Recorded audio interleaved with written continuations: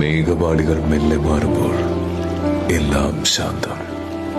അല്പസമയത്തിന് മുൻപ് ഇടിച്ചുകുത്തിയിറങ്ങിയ ദുരന്തത്തിന് എല്ലാം തുടച്ചു നീക്കാൻ അധികം സമയം വേണ്ടി വന്നില്ല.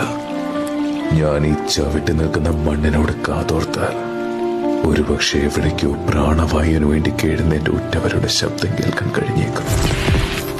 മണിക്കൂറുകൾ ഇത്രയും കടന്നുപോയിട്ടും നമ്മൾ ഈ ഭീതിയിൽ നിന്ന് മുക്തരായിട്ടില്ല. ഒരുപക്ഷെ ഇതൊരു സൂചനയായിക്കൂടെ. കേരളം കാത്തിരിക്കുന്നൊരു മഹാദുരന്തമുണ്ട്. എല്ലാവർക്കും അറിയാമെങ്കിലും എപ്പോഴേക്കോ നമ്മൾ തന്നെ മറന്നുപോകുന്നൊരു മഹാദുരന്തം. ഇനിയും താമസിച്ചാൽ ഒരുപക്ഷെ കൈ കൊടുത്ത് പിടിച്ചു കയറ്റാൻ ഒരു മനുഷ്യജീവൻ ഇവിടെ അവശേഷിക്കുമോ എന്ന് തന്നെ സംശയിക്കേണ്ടി വരും. മാറ്റം വരുത്താൻ നമുക്കേ സാധിക്കൂ, ഇവിടുത്തെ സാധാരണക്കാർക്ക്.